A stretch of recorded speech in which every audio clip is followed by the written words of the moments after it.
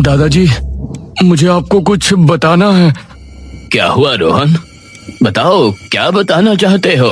मैंने दादाजी को अब आवाजों से लेकर सारी बात कह सुनाई, जिसे सुनकर दादाजी ने मुझे एक थप्पड़ लगाया। तुमको पता भी नहीं है कि तुमने गांव वालों को किस मुसीबत में फंसा दिया है। दादाजी ने मुखिया को खबर पहुंचाई और मुखिया जी ने अब उन्हीं महान तांत्रिक को बुलाया। वह कुर्सी पर विराजमान थे और मैं किसी मुजरिम की तरह उनके सामने खड़ा था। जिज्ञासा, जिस जिज्ञासा के चलते तुमने ये गलती की है वो कोई छोटी गलती नहीं है रोहन बेटा। मुझे अपना बाजू दिखाओ। ये सुनकर मैंने कमीज ऊपर करके अपना बाजू उन्हें दिखाया। मेरे बाजू पर एक छोटा सा काला निशान था जो पैदाइशी था। मंजरी को हमने बुरी तरह मार पीट कर गांव से निकाल दिया था, लेकिन उसे काली विद्या आती थी, इसलिए उसने किसी तरह से अपने आप को बचा लिया था। लेकिन अब हल्दी की गांठें उस पर भी अभिशाप हो चुकी थी। मतलब हल्दी की गांठों से अब मंजरी को भी दूर रहने की जरूरत थी और कुएं के शैतान से अब उसने सौदा किया था। मंजरी, अब तक कई इंसान इस कुएं में समा लिए हैं। अब तुम जाओ तो अपनी शक्तियां बढ़ाने के लिए और मुझे इस कुएं से आजाद कराने के लिए एक विधि कर सकती हो। कैसी विधि देव? तुमको वो बच्चा ढूंढना है जिसके बाजू पर एक काला निशान है। उस बच्चे के जरिए तुमको एक विधि करनी है। उस विधि का तरीका ये है, तुमको उस बच्चे को किसी भी तरह कुएं पर लेकर आना है। उस बच्चे के हाथों उस गुफा में लेकर जाना है जहाँ तुम अपनी तंत्र विद्या करती हो। तो एक महामंत्र पढ़ने के बाद तुम्हारे और मेरे ऊपर से हल्दी की गांठों का अभिशाप हट जाएगा और फिर हम दोनों और शक्तिशाली हो जाएंगे। ये गांव वाले फिर हमसे किसी भी तरह से बच नहीं पाएंगे। मैं ऐसा जरूर करूंगी देव, जरूर करूंगी। ये सुनकर सभी गांव वाले हैरान रह गए और मेरा तो मानो खून ही जम गया था। इसका मतलब उसने मेरे जरिए अपनी आधी से ज्यादा विद्या को पूरी कर लिया है। हाँ, लेकिन घबराने की जरूरत नहीं है। तुम अभी भी अपनी गलती सुधार सकते हो। तांत्रिक बाबा मुझे कुटिया में ले गए और मुझे अकेले में कुछ समझाया।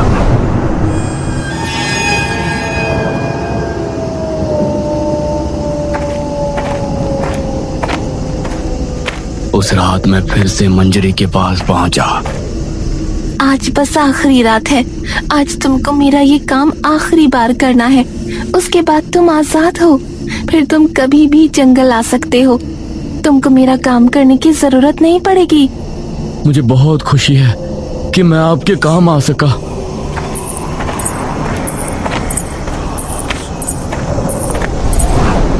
उस रात भी मैं हाथ में मटके लिए गुफा में पहुंचा। मैंने आखिरी 5वें घेरे में मटके को रखा और जमीन पर बैठ गया। उसके बाद वो जमीन पर बैठी और आंखें बंद करके मंत्रों का जाप करने लगी। हाँ, यही सही मौका है। मैं अपनी जगह से उठा और मटका उठाकर गुफा के बाहर फेंक दिया। ऐसा करने से ना जाने उसे क्या दर्द हुआ। वो चीखती हुई अपनी जगह से उठ गई। ये क्या कर रहा है तू? मैंने जल्दी से बाकी मटके भी उठाए और गुफा के बाहर फेंक दिए। उसने अपना लबादा उतार फेंका और मैंने पहली बार उसका चेहरा देखा। गुस्से की वजह से मानो उसकी आंखों में अंगारे दहक रहे थे। वह मुझ पर झपटी। इस हाथापाई में उसके बाल खुल गए और मैं उसे धक्का देकर बाहर भागा। नहीं बचेगा तू, नहीं बचेगा। वो मेरे पीछे भागी। मैं एक बरगद के पेड़ के नीचे पहुंचा। वहां पर मैंने जमीन से एक हल्दी की गांठ निकाली और उसे उठा लिया। वहीं रुक जाओ। मेरे हाथ में हल्दी की गांठ देखकर वो वहीं रुक गई और हैरानी से मुझे देखने लगी। अब मुझे वो दृश्य याद आया जब मैं बाबा के साथ कुटिया में गया था।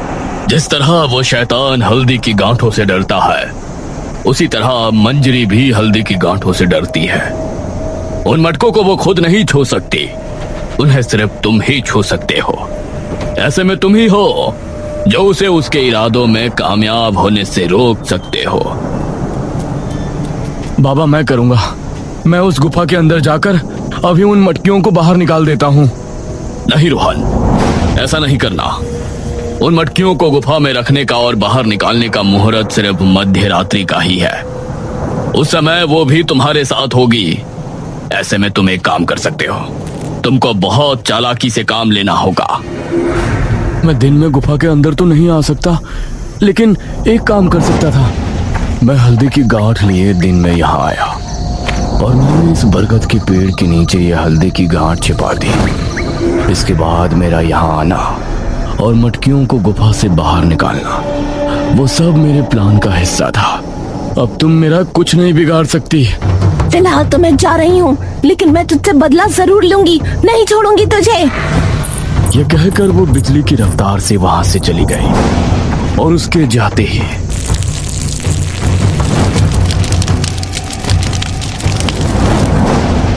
उसी रात एक शख्स हाथ में लालटेन लिए काला लबादा पहने हुए कुएं पर पहुंचा। उसने अपनी जेब से एक चीज निकालकर कुएं में डाल दी।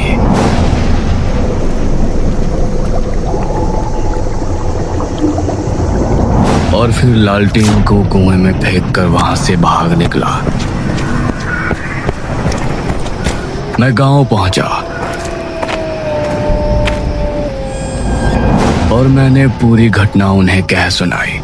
रोहन बेटा, तुमने बहुत बहादुरी वाला काम किया है। अब वादा करो कि कभी जंगल नहीं जाओगे। लेकिन अभी खतरा टला नहीं है। मंजरी जिंदा है और कुएं का शैतान भी।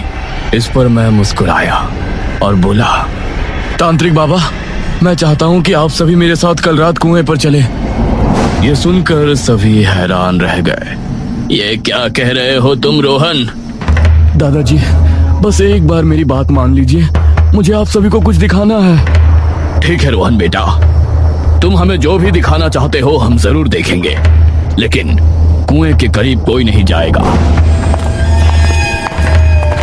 अगली रात सभी गांव वाले मेरे साथ जंगल पहुंचे और सभी कुएं के इर्द गिर्द खड़े हो गए।